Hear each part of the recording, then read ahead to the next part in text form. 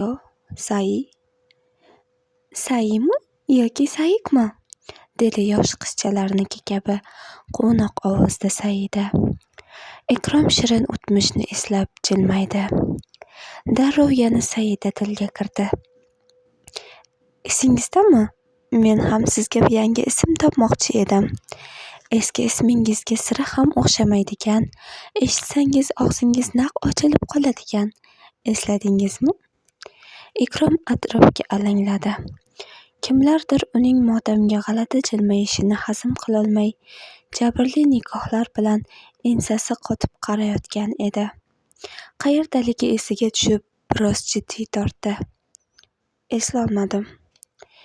Eshiting unda, endi sizni doim dadasi deb chaqiraman. Qalay, yoqdimi?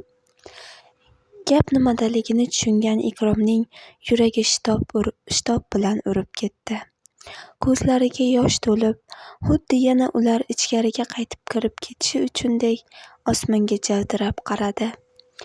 Demak, befarzand emas ekan. Demak, o'zi ham ota bo'ladi. Ikrom haliyam tinchlanolmayotgan, yuragi ustiga qo'lini qo'ydi. Hozir uning ko'krak qafasiga xuddi yomg'irlarga to'la osmon qadar ulkan yig'i tiqilib qolgandek edi. Ko'zidan chakkillab yosh oqar ekan, boyagina unga kibr bilan qarab, g'ashi kelib turgan ko'zlarga endi bu yig'idan ajablanish hissi jo bo'ldi. Haliyam alolayotgan Saidaga javob berishga ortiq o'zida kuch topolmay, telefonining qizil tugmasini bosib qo'ygan Ikrom ko'z yoshlarini artib atrofga qaraganida Lenaning qop-qora tobutini xizmatchilar pastga tushirishayotgan edi. Bugun uchasizlarmi? Dugonasiga mo'ltirab qaradi Dildora.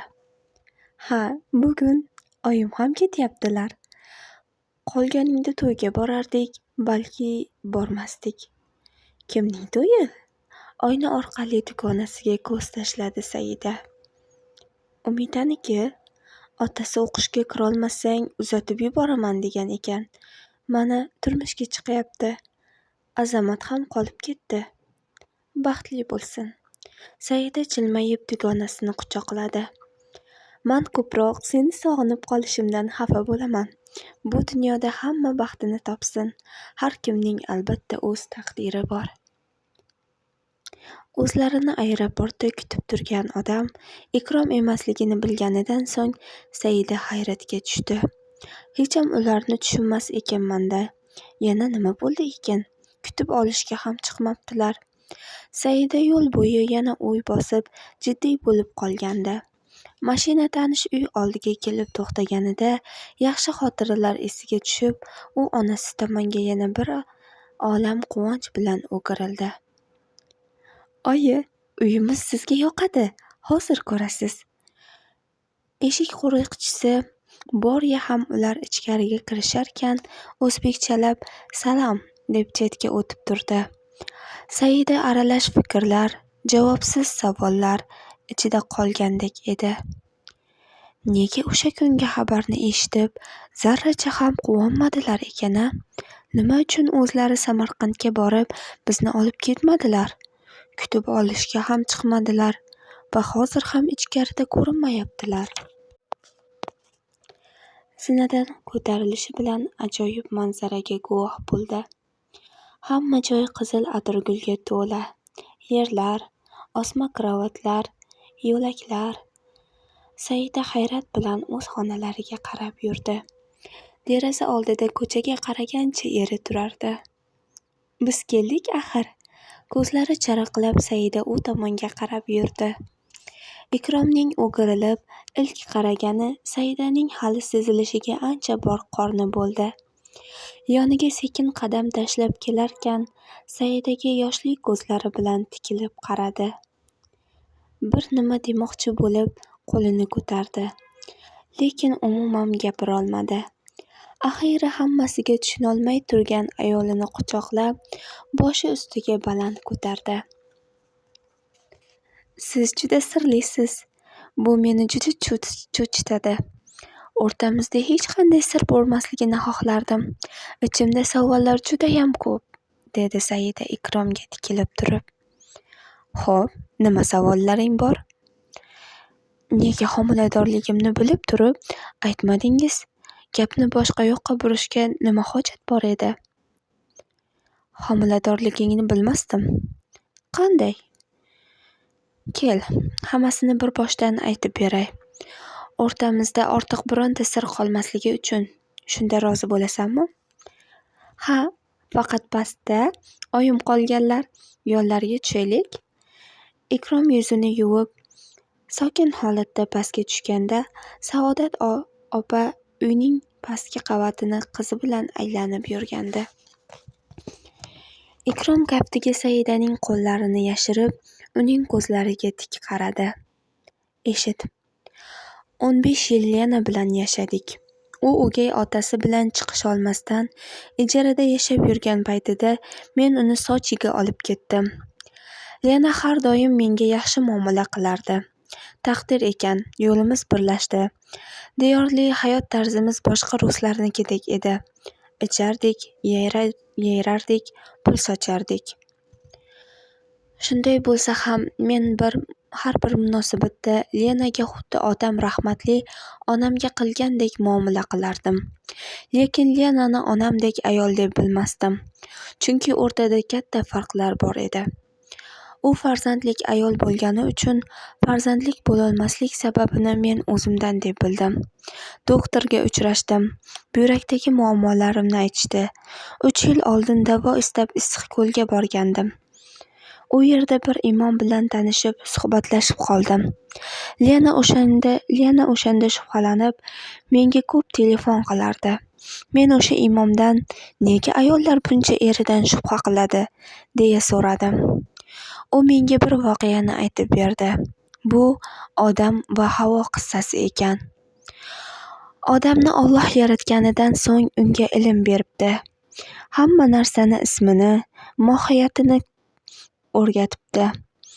Kun bo'yi odam xayolida o'sha ilmni, o'rganganlarini takrorlab yurar ekan. Havoni odamdan yaratgani uchun kun bo'yi Havo erim qayerda, nima qilyapti, nima qilmoqchi deb o'ylab vaqt o'tkazarkan.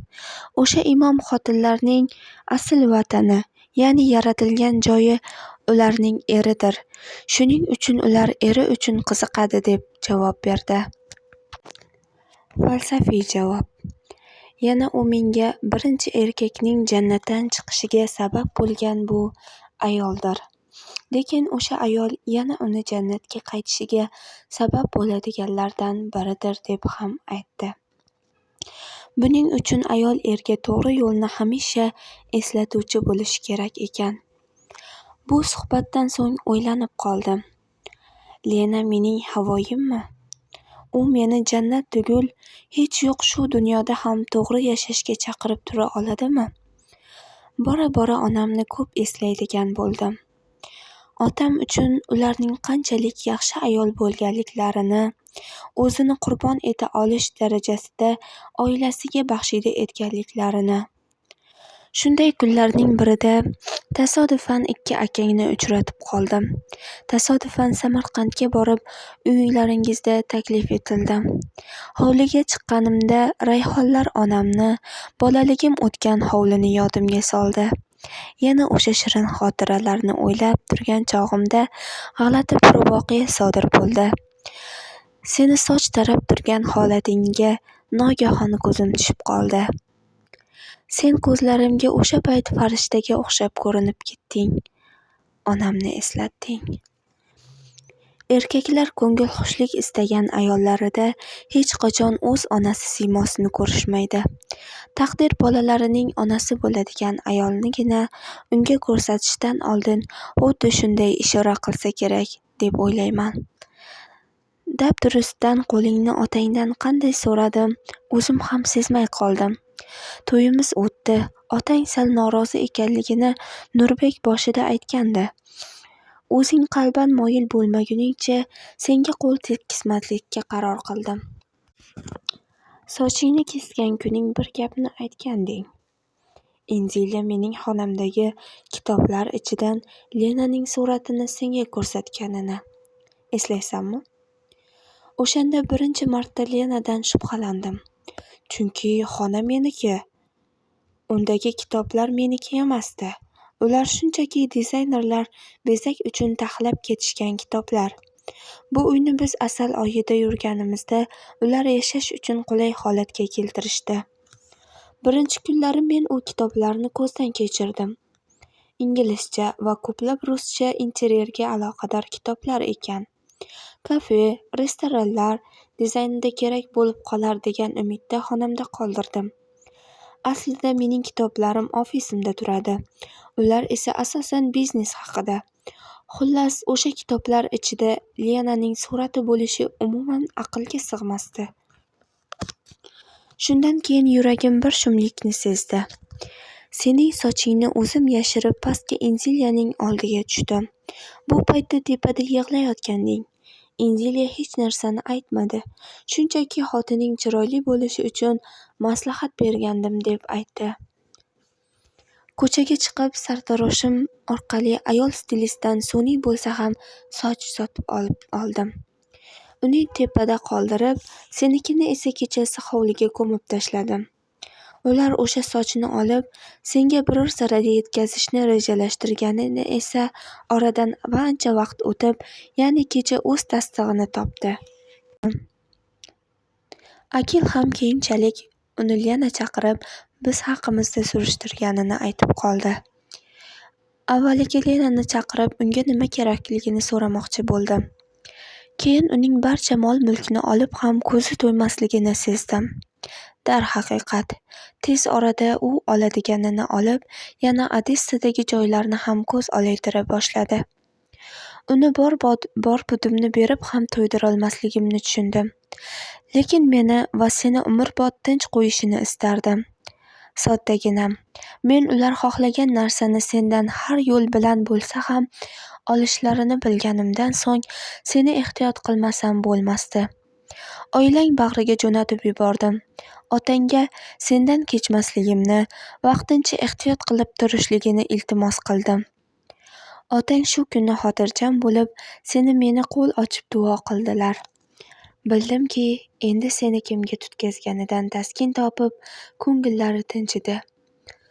Bizni Alloh sizlarni o'z panohida asrasin, serfarzand etsin, deya duo qildilar.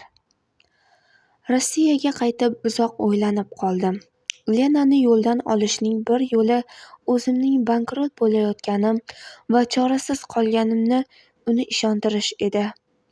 Uyni sotuvga qo'yganim haqida saytga e'lon berdim. Qolganini Boris Borisovich hal qildilar. Tinchroq joy deb prokuratura yerto'lasini hazillashadigan joy qilib berdilar. Telefon ishlatmadim.